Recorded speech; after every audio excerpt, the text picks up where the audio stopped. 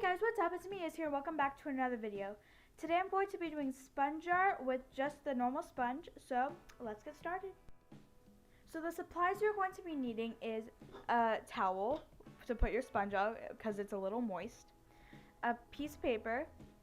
I'm going to be using this as a cover for this plain sketchbook, so if you want to do that, you need that book. I just have a paint palette with all my colors spread out because the sponge is pretty big and you don't want it to mix with all the colors. I'm using Apple Barrel paint, and this stuff is really cheap, so yeah. And the colors I'm going to be using is Bright Red, Harvest Orange, Daffodil, Crisp Green, Caribbean, and Purple Iris. And I just have this cup of just sink water, so if it does get really dry, then I can moisten it. So let's get started. Okay, so I just have this big piece of paper behind the paper I am going to use. So I don't know if you can see it, but because it is all white. So I am painting with the sponge because it just gives it a lot of texture. See, I've already tried to paint with it, but I want to do this to show you guys first. So I'm going to be doing like a rainbow, blended rainbow. So I'm going to do the first color first. So I'm just dipping it in some red, some bright red.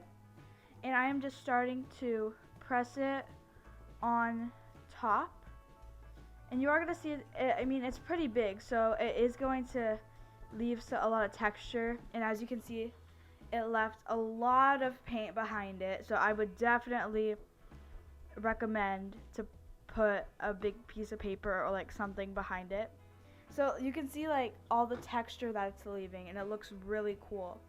And when you do blend the colors, it's going to work really well since it's a blending tool kind of, and it just leaves all that texture.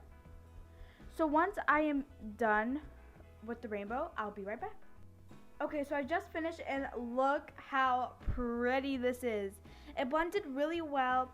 The color that didn't really blend well was the blue and purple, but I made it work. It looks amazing, and I noticed that I did have to wash the sponge every time I did a new color. So I wouldn't recommend using a cup because you have to stick your hand in there to really wash it. I would recommend using a bowl. The colors, now I noticed that the sponge spread so much that I didn't need a lot of these colors, so I'll have to save these. So I wouldn't recommend using a lot of color because this spreads a lot. So I'm going to put this on a book cover, and I will see you in a few seconds. This is the before.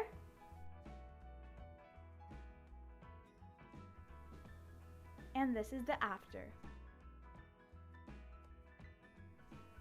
Okay, so I just put this on my book cover, or sketchbook cover, and I really like it. It is truly amazing.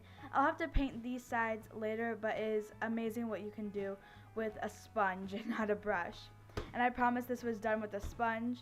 So I hope you enjoyed this video. Make sure to subscribe to this channel and like this video, and I'll see you guys next time. Bye!